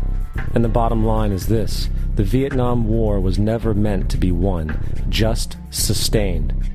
This war for profit resulted in 58,000 American deaths and 3 million dead Vietnamese. So, where are we now? September 11th was the jumpstart for what is now an accelerated agenda by the ruthless elite. It was a staged war pretext no different than the sinking of the Lusitania, the provoking of Pearl Harbor, and the Gulf of Tonkin lie. In fact, if 9/11 wasn't a planned war pretext, it would be an exception to the rule. It has been used to launch 2 unprovoked illegal wars, one against Iraq and one against Afghanistan. However, 9/11 was a pretext for another war as well, the war against you. The Patriot Act, Homeland Security, the Military Tribunals Act, and other legislations are all completely and entirely designed to destroy your civil liberties and limit your ability to fight back against what is coming. Currently in the United States, unannounced to most brainwashed Americans, your home can be searched without a warrant, without you being home. You can in turn be arrested with no charges revealed to you, detained indefinitely with no access to a lawyer, and legally tortured, all under the suspicion that you might be a terrorist. If you need a painted picture of what is happening in this country, let's recognize how history repeats itself.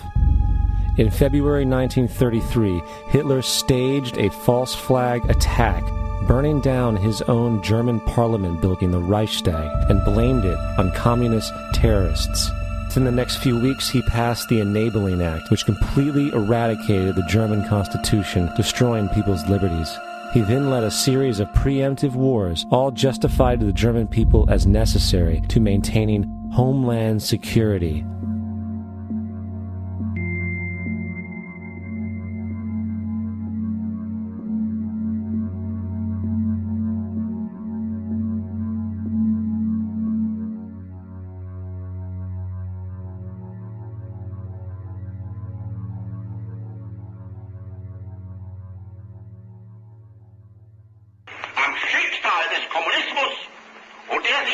verbrüderten anderen Organisationen endet dies nicht.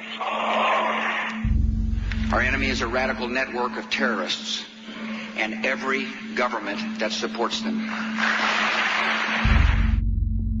It's time to wake up. The people in power go out of their way to make sure that you are perpetually misled and manipulated.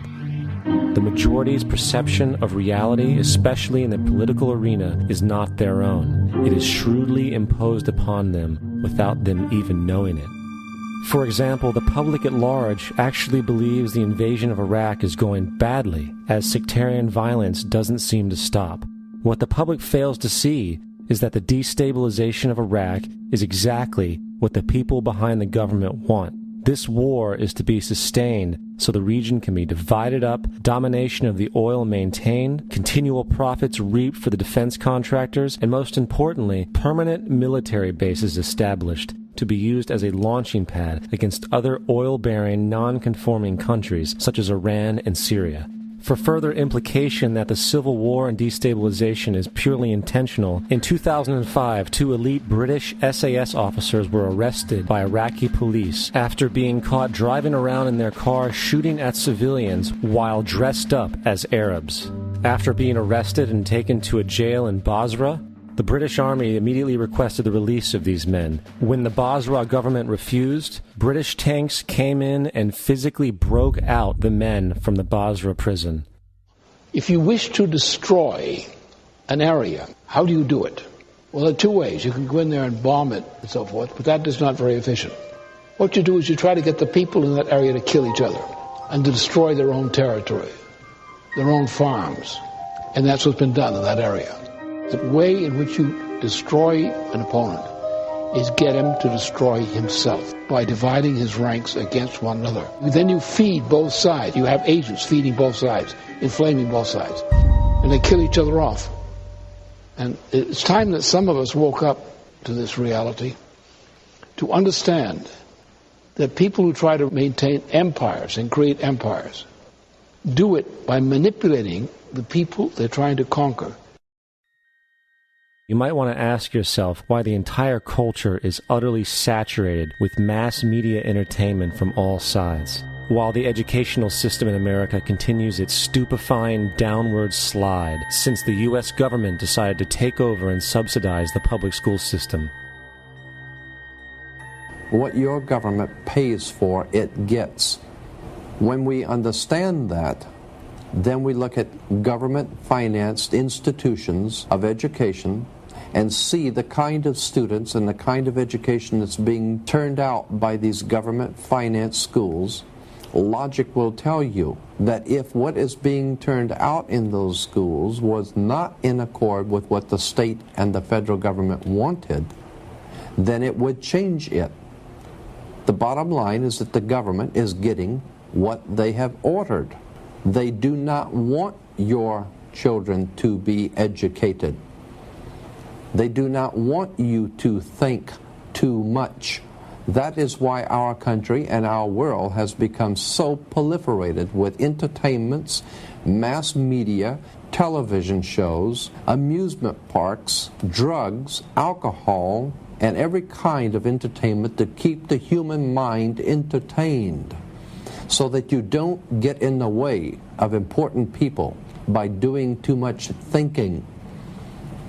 You had better wake up and understand that there are people who are guiding your life and you don't even know it. We're in a lot of trouble because you people and 62 million other Americans are listening to me right now, because less than 3% of you people read books, because less than 15% of you read newspapers, because the only truth you know is what you get over this tube. Right now, there is an entire generation that never knew anything that didn't come out of this tube. This tube is the gospel, the ultimate revelation.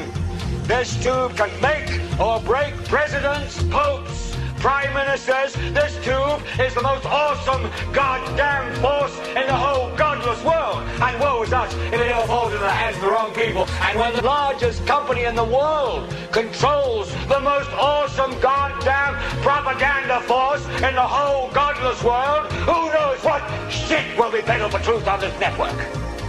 So you listen to me. Listen to me. Television is not the truth. Television is a goddamn amusement park. Television is a circus, a carnival, a traveling troupe of acrobats, storytellers, dancers, singers, jugglers, sideshow freaks, lion tamers, and football players. We're in the boredom-killing business. But you people sit there day after day, night after night, all ages, colors, creeds. We're all you know. You're beginning to believe the illusions we're spinning here. You're beginning to think that the tube is reality and that your own lives are unreal. You do whatever the tube tells you. You dress like the tube. You eat like the tube. You raise your children like the tube. You even think like the tube. This is mass madness, you maniacs. In God's name, you people are the real thing. We are the illusion. The last thing the men behind the curtain want is a conscious, informed public capable of critical thinking, which is why a continually fraudulent zeitgeist is output via religion, the mass media, and the educational system. They seek to keep you in a distracted, naive bubble, and they are doing a damn good job of it. In 2005, an arrangement between Canada, Mexico, and the United States was made. This arrangement, unannounced to the public, unregulated by Congress, merges the United States, Mexico, and Canada into one entity, erasing all borders.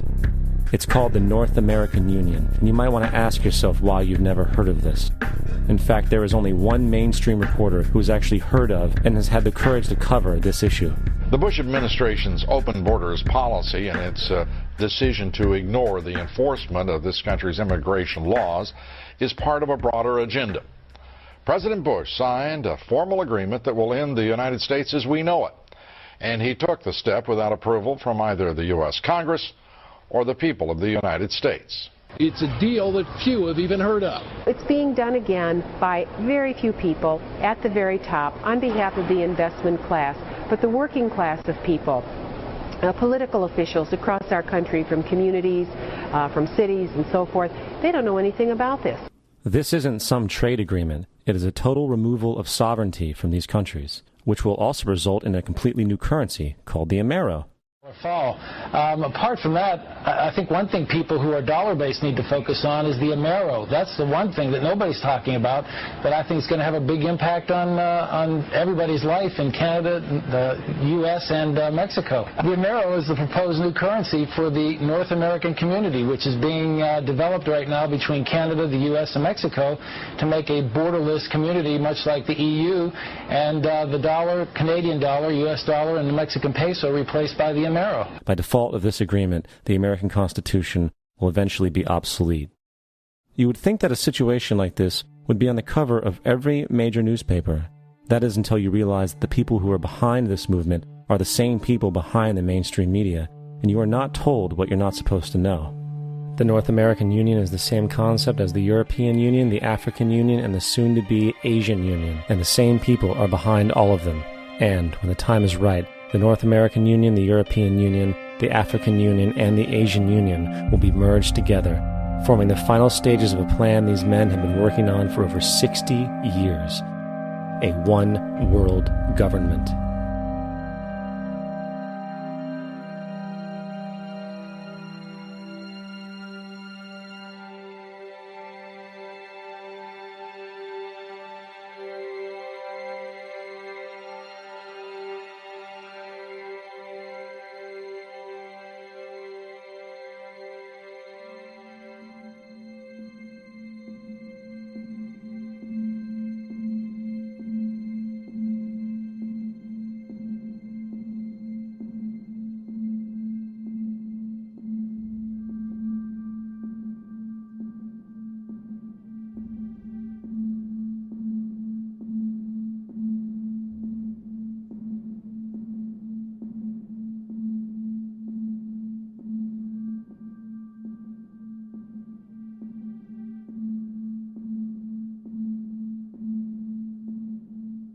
One bank, one army, one center of power. And if we have learned anything from history, it is that power corrupts, and absolute power corrupts absolutely. This is Aaron Russo, a filmmaker and former politician. To his left is Nicholas Rockefeller of the infamous Rockefeller banking and business dynasty. After maintaining a close friendship with Nicholas Rockefeller, Aaron eventually ended the relationship, appalled by what he had learned about the Rockefellers and their ambitions. I got a call one day from an attorney woman I knew, and she said, "Would you like to meet one of the Rockefellers?" I said, "Sure, I'd love to." And we became friends, and he began to divulge a lot of things to me.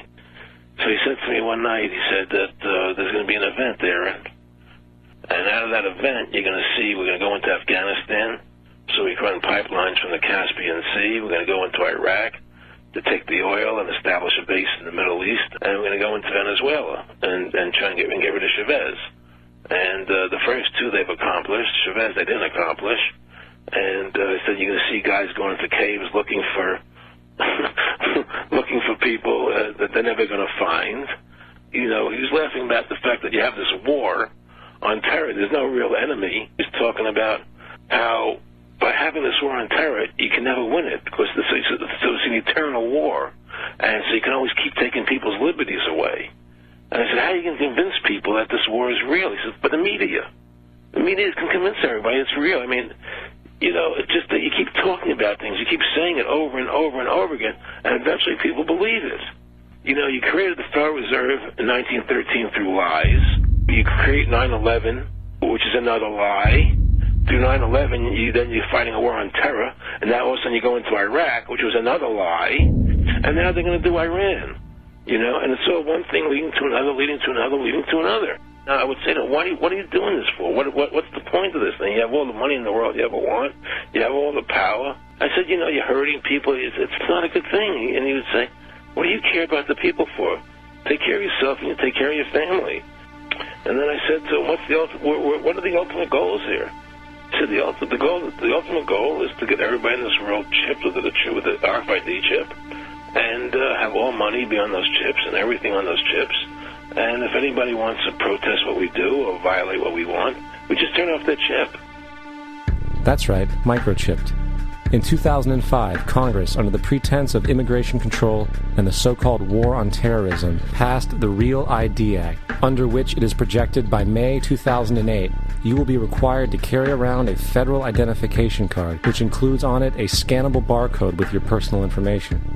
However, this barcode is only an intermediary step before the card is equipped with a VeriChip RFID tracking module, which will use radio frequencies to track your every move on the planet. If this sounds foreign to you, please note that the RFID tracking chip is already in all new American passports. And the final step is the implanted chip, which many people have already been manipulated into accepting under different pretenses. We have a Florida family who are really pioneers in a brave new world. They have volunteered to be the first ever to have microchip identification devices implanted into their body. After 9/11, I was really concerned with the security of my family. I wouldn't mind having something planted permanently in my arm that would identify me. In the end, everybody will be locked into a monitored control grid where every single action you perform is documented. And if you get out of line, they can just turn off your chip, for at that point in time, every single aspect of society will revolve around interactions with the chips. This is the picture that is painted for the future if you open your eyes to see it. A centralized one-world economy where everyone's moves and everyone's transactions are tracked and monitored, all rights removed. The most incredible aspect of all, these totalitarian elements will not be forced upon the people. The people will demand them. For the social manipulation of society through the generation of fear and division has completely detached humans from their sense of power and reality. A process which has been going on for centuries, if not millennia. Religion, patriotism, race, wealth, class, and every other form of arbitrary, separatist identification and thus conceit has served to create a controlled population, utterly malleable in the hands of the few. Divide and conquer is the motto, and as long as people continue to see themselves as separate from everything else, they lend themselves to being completely enslaved. The men behind the curtain know this, and they also know that if people ever realize the truth of their relationship to nature and the truth of their personal power, the entire manufactured zeitgeist they prey upon will collapse like a house of cards.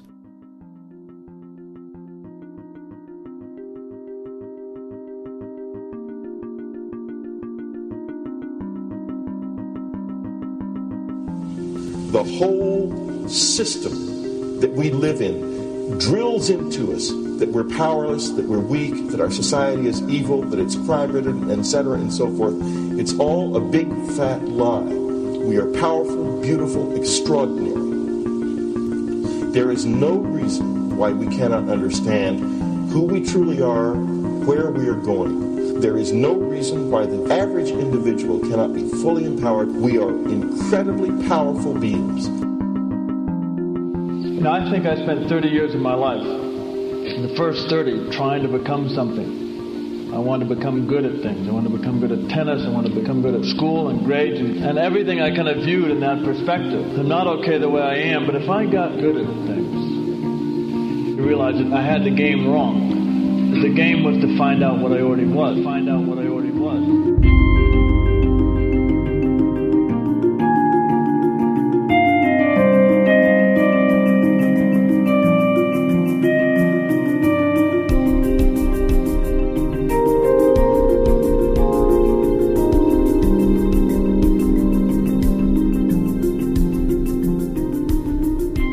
Now, in our culture, we've been trained for individual differences to stand out.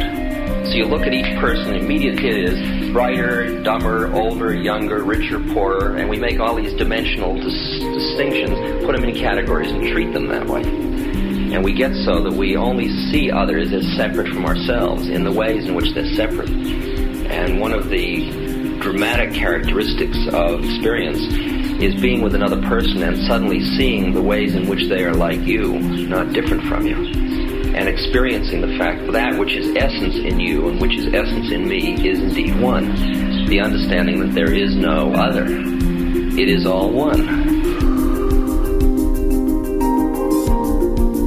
And I wasn't born Richard Albert. I was just born as a human being. And then I learned this whole business of who I am and whether I'm good or bad or achieving or not. All that's learned along the way.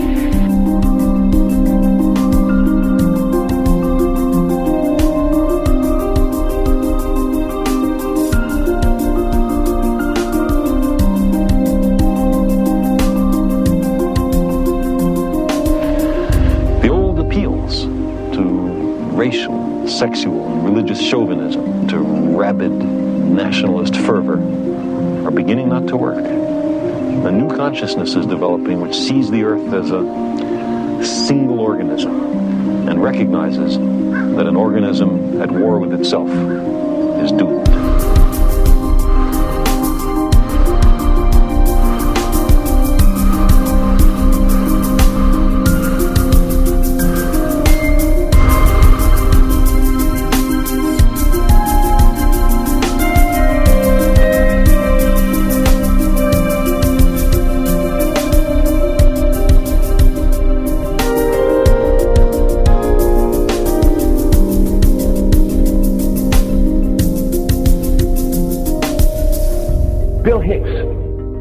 Finish his shows with this. Life's like a ride in an amusement park. And when you go on it, you think it's real. Because that's how powerful our minds are. And the ride goes up and down and round and round. It has thrills and chills, and it's very brightly colored. And it's very loud. And it's fun for a while. Some have been on the ride for a long time, and they begin to question, is this real, or is this just a ride?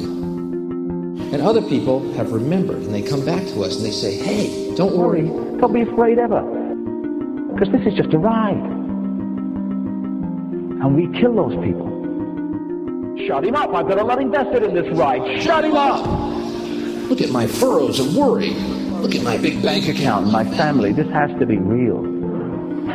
It's just a ride. But we will kill those good guys who try and tell us that. You ever notice that? And let the demons run amok?